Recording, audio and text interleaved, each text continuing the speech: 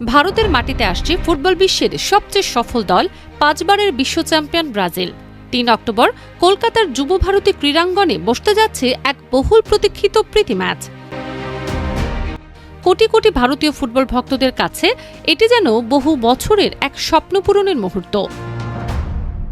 কিন্তু সবাই যে এই আয়োজনে উচ্ছ্বসিত তা নয়।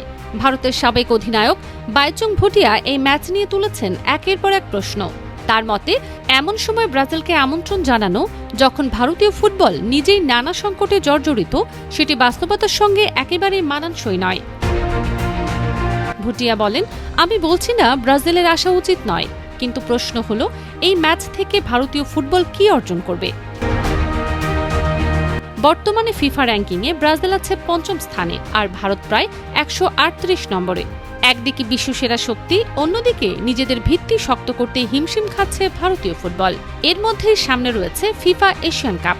24 সেপ্টেম্বর থেকে 4 অক্টোবর পর্যন্ত চলবে টুর্নামেন্টটি।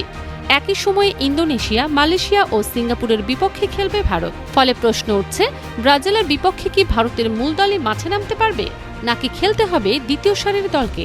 এই বিষয়টি সবচেয়ে বড় উদ্বেগ হিসেবে দেখছেন বাইচুং ভুটিয়া।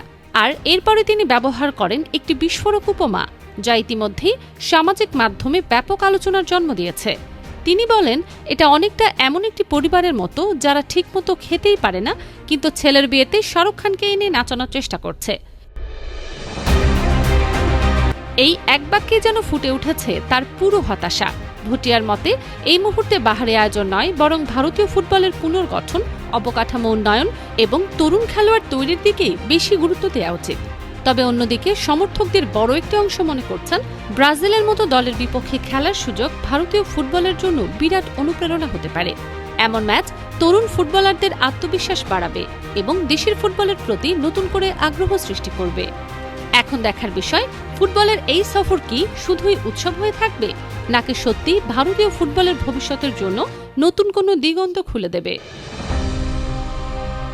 ফারজানা মৌসুমী, খেলা 52।